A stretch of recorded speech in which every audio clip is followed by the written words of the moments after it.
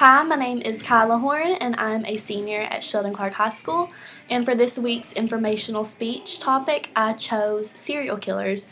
And though it sounds a little morbid, Halloween is one of my favorite holidays, and I figured that researching this could get me into the Halloween spirit, and hopefully anybody else that watches this video. Urges. Everyone has them, whether it's to scream because of road rage or to pull your hair out while you're attempting your homework. But what separates society is the people that control these urges and the people that act upon them. Serial killers claim they have an undesirable urge to kill or murder. But what classifies someone as a serial killer? According to definition, a serial killer is someone who kills more than 3 people due to a psychological reason, usually a reason that nobody knows about. This is why when loved ones find out that their son or wife is a serial killer, the first thing they say is, "They were so normal." Now, when we figure out more about what classifies someone as a serial killer, it is easier to identify them. First step in identifying a serial killer is to understand their motives. Killers are classified by 4 specific types of motives: visionary, mission-oriented, hedonistic, and control. Visionary killers commit murder by the instruction of an internal voice. Typically, they believe that they have an alter ego or that the devil or God is telling them to commit these acts. These are the most common types of serial killers and the ones that we have the most documentation on.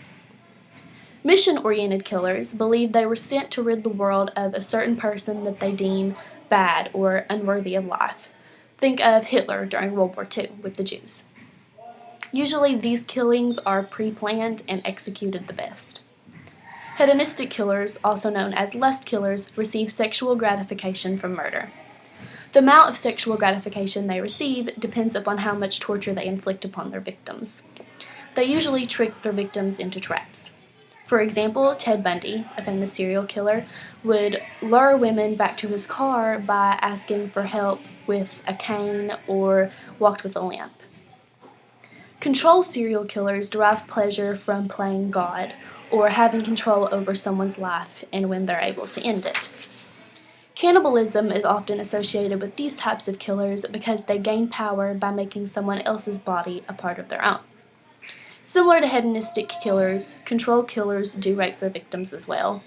However, they do not do it for sexual gratification, they just see it as another way to dominate somebody else. In order to not become a victim of a serial killer, it is important to understand the links between these killers and their victims. In 37% of the cases, these killers murder total strangers, people they've never even met before. But more often than not, they will seek out a specific type of person.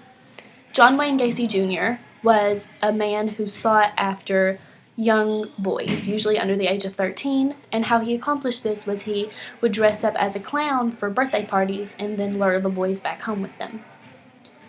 Identifying specific traits in children may help with identifying a future killer. One of the strongest warning signs that is seen in almost every single serial killer is that they like to torture or kill animals. One of the main points of serial killers is they like to have control over people, but when you're a small child, you can only have control over something smaller than you, such as a squirrel or a cat or anything like that.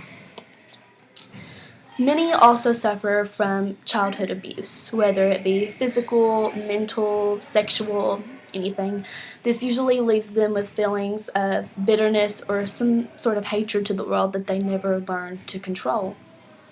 Also, kids who have strained relationships with family members tend to become killers, and they use those family members as their first victims.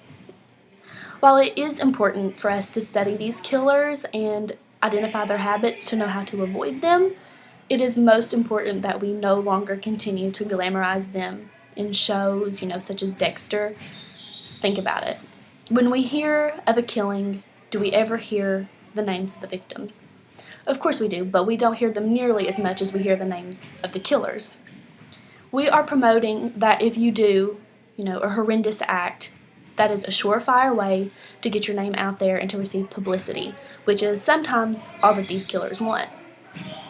There's no question as to why we're so fascinated by these monsters. While most of us can never imagine committing such a heinous act, it provides us a form of entertainment to try and understand what provokes these people. Now that we know what classifies these killers, we have the knowledge to try and avoid them. Thank you.